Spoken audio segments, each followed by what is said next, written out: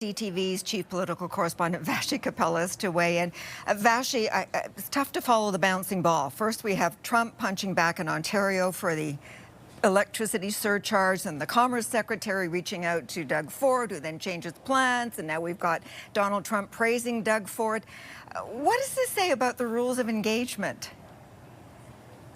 That they are, I guess, anyone's best guess at this point, Sandy. And I think on both the American and the Canadian side, to a certain degree, I mean, the American side it's really not comparable. I shouldn't put it that way, but, you know, it's hard to predict anything, and ultimately we just know that Donald Trump will make the decisions there. As far as the rules of engagement here, the complicating factor is we've got one prime minister in office, one about to come into office who will lead the policy going forward, and then different premiers doing different things, including what you highlighted with Doug Ford. So I think it further complicates the rules of engagement, which is why it appears to be unfolding in such an almost confusing way. Yeah, and what's also so interesting is Donald Trump has been pretty quiet on Mexico. We haven't heard him making this 50% increased tariff threat to them.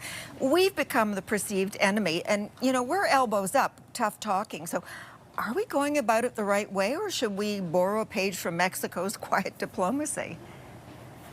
It's a great question, and I think only time will tell at this point. I think this is the posture that we've chosen. Certainly Mexico, in some instances, has promised to retaliate, but often not done it immediately, right? Said in the last case that they would wait a few days before announcing what the retaliation plans were, but they did intend to retaliate in any event. I think what will be interesting as far as Mexico and Canada and the different approaches go moving forward is what it all amounts to when it comes to the USMCA, because in Doug Ford's statement today, he did leave open the door to an immediate renegotiation of that, which of course would happen at the federal level with the incoming prime minister as long as there isn't an election. Like, just an example, right, of how complicated it gets and how exactly this unfolds. I think the USMCA looks to be a part of it, but whether that's now or in 6 weeks after an election remains to be seen, Sandy.